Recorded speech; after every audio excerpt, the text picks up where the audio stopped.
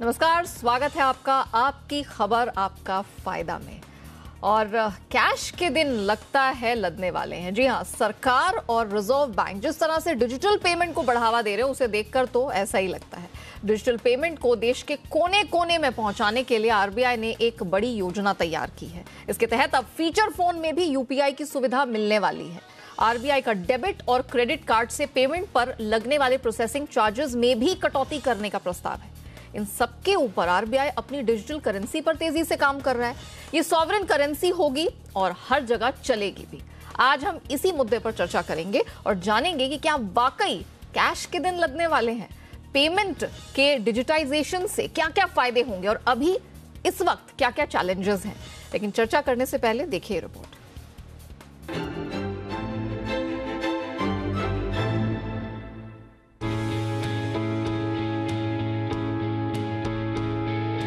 Payment करने का तरीका तेजी से बदला है। सब्जी वाले से लेकर खोमचे वाले तक, मॉल से लेकर मेडिकल शॉप तक, ढाबे से लेकर होटल तक, हर जगह पेमेंट के लिए आपको क्यूआर कोड दिख जाएगा। यानी जेब में पैसे हो या ना हो, मोबाइल फोन होना चाहिए। इधर क्यूआर कोड स्कैन किया, उधर पेमेंट हो गया। ना फटे पुराने नोटों को बदलने की झिकझिक, ना तो रुपए गिनने को लेकर मशक्कत। डिजिटल पेमेंट ने लेन देन के काम को बेहद आसान कर दिया है।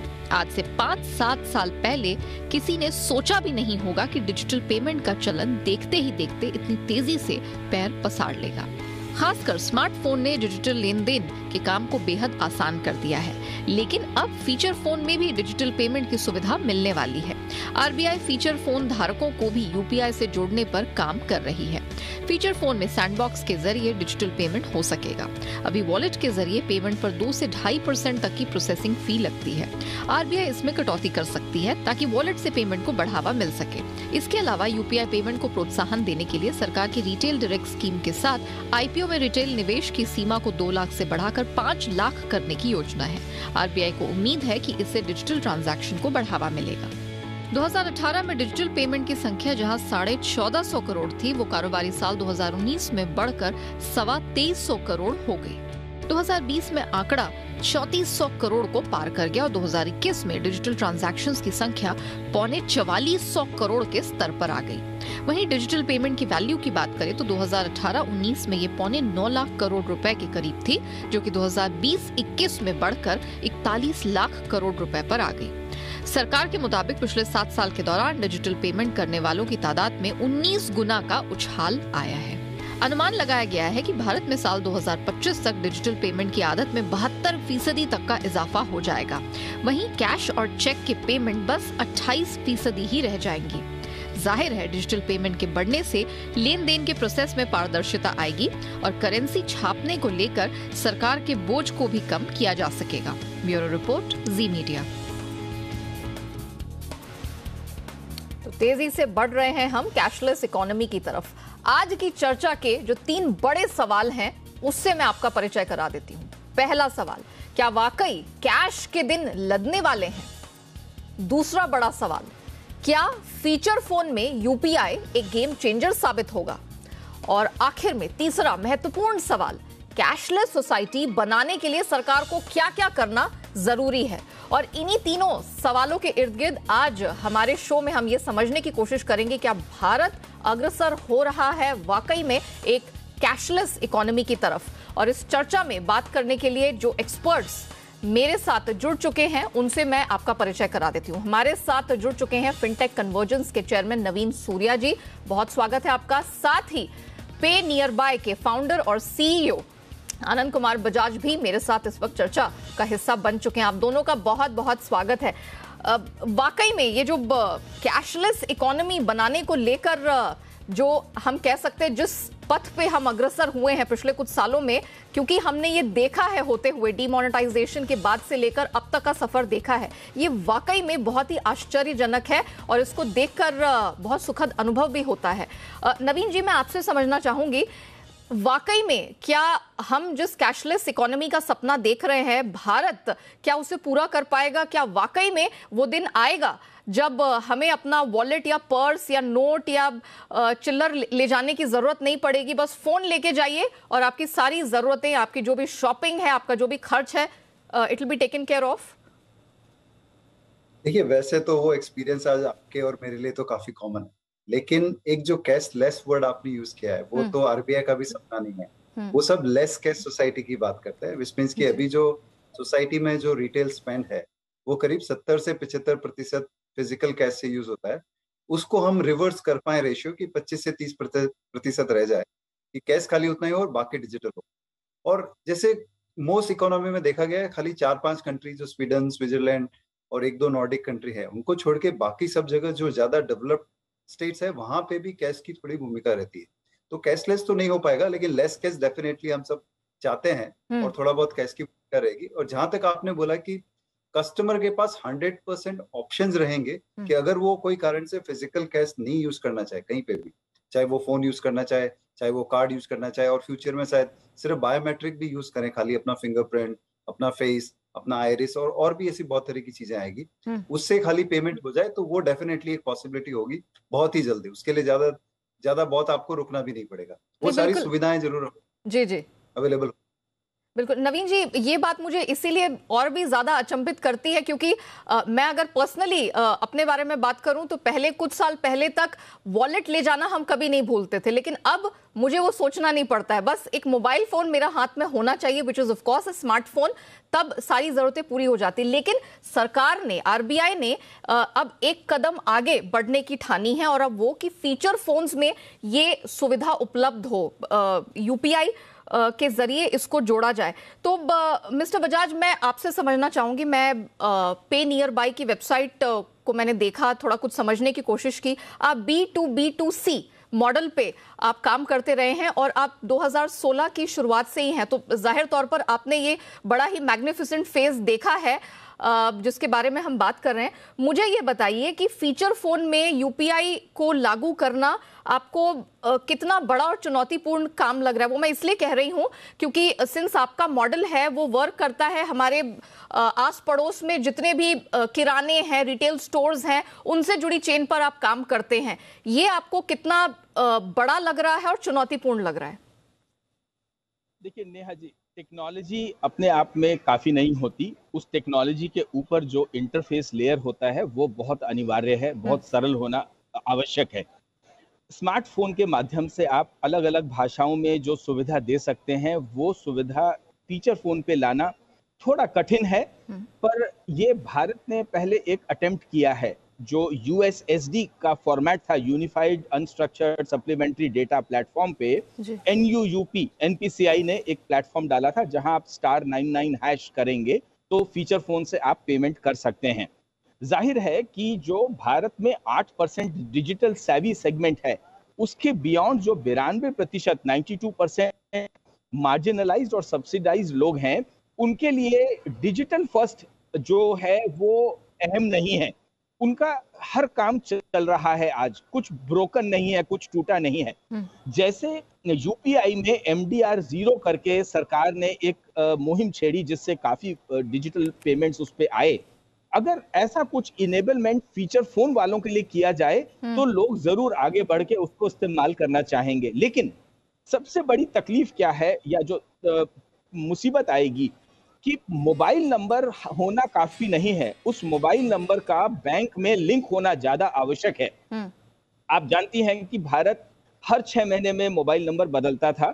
जब तक बड़ा जियो का फोन आया, लोग उसको सेकंड नंबर बना के बैठ गए, और अब जब रिसेंट मोस्ट टाइम्स में वो फर्स्ट फोन भी बन गया है लोगों का, हम में से कई लोगों ने जाके अपने बैंकों में वो नंबर अपडेट नहीं कराया है।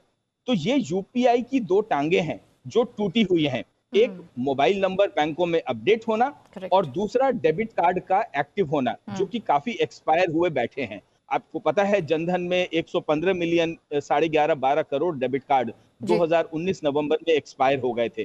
तो जब ये रिपेयर जब तक नहीं होंगे, ऊपर टेक्नोलॉजी बना लेना काफी नहीं है नेहा जी। तो क्या लदेंगे कैश के दिन? हम इस बहुत ही गंभीर मुद्दे पर बातचीत कर रहे हैं, समझने की कोशिश कर रहे हैं कि भारत इसमें अगला डिस्रप्टिव कदम उठाने के लिए या गेम चेंजिंग कदम उठाने के लिए क्या करने वाला है। नवीन सूर्या जी, मैं आपसे समझना चाहूंगी, ये तो आपने बता दिया कि किस प्रकार से अब हमें इसमें आगे बढ़ना है, लेकिन अब हम थोड़ा बात करेंगे।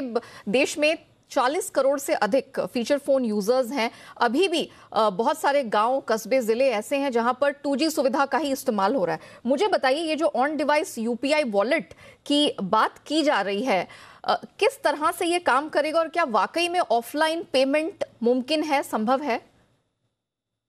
बिल्कुल जी, ये बिल्कुल मुमकिन है। जैसे कि फर्स्ट फेज जो आपने यूपीआई का देखा था, जो जिसमें सब कुछ अभी जो ग्रोथ दिख रही है आपको, वो बैंक अकाउंट और यूपीआई के कॉम्बिनेशन से हुआ था।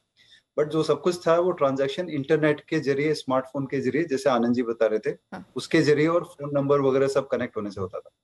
अभी ऑफलाइन फीचर फोन जिसका मतलब है कि आपके पास इंटरनेट का कनेक्शन नहीं भी है, लेकिन आपके फोन पे ऐसा कनेक्टिविटी रहेगा जिसमें या तो आपका एसएमएस यूज होगा और जिसके ऊपर एक प्रीपेड वॉलेट क्रिएट हो जाएगा। सो नेक्स्ट वेव में एक वॉलेट और यूपीआई का कॉम्बिनेशन से ये इन जितने भी यूजर्स जिनके पास इंटरनेट नहीं है उनके लिए भी ये यूपीआई ट्रांजैक्शन इनेबल होगा। इसमें वॉलेट की भूमिका काफी बड़ी रहेगी क्योंकि अल्टीमेटली आपका सारा पैसा उसमें स्टोर होगा। तो जैसे आरबीआई ने भी कहा था कि ये जितने जो करीब 50% से ज्यादा 200 रुपए से नीचे ट्रांजैक्शन है, उनको भी अभी अगर ट्रांजैक्शन को ऑथराइजेशन करना है तो उनको ऑनलाइन इंटरनेट से जाना पड़ता है और उसमें टाइम लगता है, फेलियर्स होते हैं। जब ऑफलाइन वॉलेट होगा तो उसको ट्रांजैक्शन में फेलियर रेट की कमी आएगी, इजीली होगा। जहां पे इंटरनेट कनेक्टिविटी नहीं है वहां पे भी हो पाएगा। और मुझे लगता है अगला कदम में ये भी होगा कि जिसके पास फोन नहीं है, जिनके पास खाली एक कार्ड भी है, तो शायद वो भी एट सम स्टेज ट्रांजैक्शन कर पाएंगे ये सारे। ओके, मिस्टर बजाज, मैं आपसे समझना चाहूंगी, आपने बहुत सही तरीके से बताया कि अभी चैलेंजेस किस प्रकार के हैं। मैं आपसे आपके पर्टिकुलरली मॉडल को ध्यान में रखते मैं आपसे जानना चाहूंगी कि आप सरकार को इस स्टेज पे अब क्या सजेशन देंगे। एंड ऑफ कोर्स ये जिन फीचर फोन यूजर्स की हम बात कर रहे हैं वो अगर ऑन बोर्ड आ जाते हैं इस तकनीक के जरिए जिसका जिक्र अभी नवीन सूर्या जी ने किया, ये कितना बड़ा गेम चेंजर साबित होगा? ये बाकी जो 92% भारत है, जो इंडिया से भिन्न है, उसको एक मेन ट्रैक पे लाने में काफी कारगर होगा। और मैं सराहना करता हूं, नवीन जी तो लीडर रहे हैं इस इंडस्ट्री के। ये आप ऐसा देखें कि घोड़े को पानी तक ले जाने की जगह पानी को घोड़े के तक लाने का कार्य किया जाएगा ये। और जैसे आप जानती हैं, B2B2C का मायने होता है कि हमारे जो डिजिटल प्रधान मित्र हैं, किराना दुकान पार्टनर्स हैं, जिनकी क्रेडिबिलिटी आज उत्तम चरम सीमा पार कर चुकी है, क्योंकि भारत सरकार ने इनके माध्यम से डीबीटी सिटीजन्स के हाथ में दी। तो ये जो हमारा 6.5 लाख रिटेलर का मोड है, ये जनसाधारण को डिजिटल पेमेंट करवाने में मदद कर सकेंगे, कारगर होंगे। आपने कहा कि सरकार से क्या उम्मीद की जाए और रिक्वेस्ट की जाए। मेरा ये मानना है कि एक IVR टेक्नोलॉजी पे काम किया जा रहा है। हमने NPCI को पहले एक प्रेजेंटेशन दिया था। अभी रिजर्व बैंक के सैंडबॉक्स में भी एक प्रोग्राम अप्रूव किया गया है, एक्सपेरिमेंट किया गया है, जहां साधारण आदमी अपने फोन से IVR नंबर पे डायल कर सकेगा और वहां वो अपने ATM पिन इत्यादि डाल करके डिजिटल पेमेंट कर पाएगा। इसमें एक मेन चीज की जरूरत यह है कि एक central single toll free number popularize किया जाए, जो कि हर QR कोड के स्टिकर पे प्रिंट किया जाए, रादर देन आस्किंग अलग अलग प्लेयर्स को बोला जाए कि अपना अपना नंबर आप प्रमोट करिए। एक सिंगल QR, उसमें एक single national toll free number. इससे फायदा क्या होगा कि सब आदमियों को, सब यूजर्स को, लेडीज को एक सिंगल नंबर की पहचान होगी और उन्हें कंफर्ट रहेगा कि मैं इस नंबर पे कॉल करूंगी तो मेरा फ्रॉड नहीं होगा। अदरवाइज, जैसे आप जानती हैं, इतने सारे वेब URLs बन गए, इतने सारे पेमेंट एप्स बन गए, तो उसमें फ्रॉड बहुत हो जाता है। अगर ये अब जो अपॉर्चुनिटी है, मैंने NPCI से भी बात की, गुजारिश की कि एक सेंट्रल प्लेटफॉर्म इस IVR नंबर को लेके प्रमोट करे, जिसपे सारे पार्टनर्स जो भी QR कोड प्रिंट करके लगा रहे हैं, ये नंबर वहां प्रिंट करना अनिवार्य करें। मेरा मानना है इससे भारत बहुत ही बढ़िया पाथ पर डिजिटाइज होगा। और नवीन जी ने जैसा कहा, कैशलेस नहीं, लेस कैश वहां शुरू करें। और अगर आपको 22वीं मंजिल पे जाना है तो आपको प्लिंथ और फर्स्ट फ्लोर, सेकंड फ्लोर से जाने में सहूलियत होगी। ये इंटिमिडेटिंग नहीं होगा। बहुत बहुत बेहतरीन सजेशन आपने दिया है एंड आई एम श्योर नवीन जी भी इसको ऑब्जॉर्व कर रहे हैं। मुझे शो समेटना है। नवीन जी, एक आखिरी सवाल, बहुत ही बेहतरीन, जिस स्टेज में हम लोग इस समय हैं, हम यहाँ पर लगातार क्रिप्टो करेंसी के बारे में बहुत चर्चाएं हो रही हैं, काफी ज्यादा बातचीत चल रही है। मुझे बताइए कि अब सरकार अपनी डिजिटल करेंसी लाने पर विचार कर रही है, बातचीत हो रही है, जो कि एक लीगल टेंडर भी होगी। मैं समझना चाह रही हूं जिस तरह के प्लेटफॉर्म की तरफ हम अग्रसर हो रहे हैं, आपने कहा कैशलेस से better we call it less cash economy, मुझे बताइए कि ये भी क्या आने वाले समय में आपको मुमकिन दिखाई दे रहा है? बिल्कुल, आई थिंक मेरा खुद का पर्सनल जुड़ाव रहा है वैसे प्रोजेक्ट्स के करीब पहले भी, मेरी जो पहले ऑर्गेनाइजेशन थी, और मेरा मानना है कि जो कैशलेस वर्ड है वो तभी होगा जब आपके पास डिजिटल करेंसी है।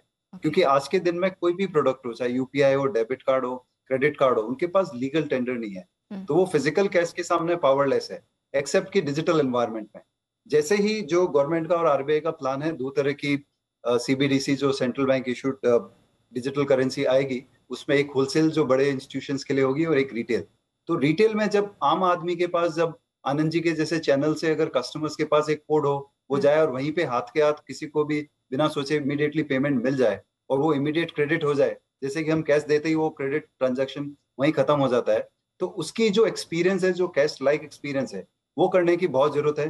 क्योंकि कैश सब जगह एक्सेप्ट होती है, वैल्यू इमीडिएट मिलती है, कोई सेटलमेंट के लिए वेट नहीं करना पड़ता है। तो मुझे लगता है वो जो गवर्नमेंट का और आरबीआई का कदम है वो सबसे सराहनीय है। वो जितना जल्दी जाएगा उतना ही बड़ा फायदा पूरे देश को होगा। और इंडिया इन सब टेक्निक में काफी आगे है। इंडिया में क्रिप्टो का भी एडॉप्शन काफी आगे है। आई थिंक हमारे देश में पूरी रेडीनेस है इन सब सॉल्यूशंस को आगे ले जाने का और पूरे देश, पूरे वर्ल्ड में लीड करने का इन सब तरह के सॉल्यूशंस में। चलिए, तो अब वॉलेट भूल जाइए और कैशलेस को अपनाइए। हम उस मोड की तरफ अब बढ़ते हुए जा रहे हैं। नवीन जी, मिस्टर बजाज, आप दोनों का ही बहुत शुक्रिया इस अहम मुद्दे पर अपने विचार, अपने सजेशन, और फ्यूचर में हम क्या उम्मीद कर सकते हैं इस कैशलेस इकोनॉमी की तरफ बढ़ते हुए या डिजिटल पेमेंट की इकोनॉमी की तरफ बढ़ते हुए, उसकी पूरी डिटेल्स आज हमारे साथ साझा करने के लिए।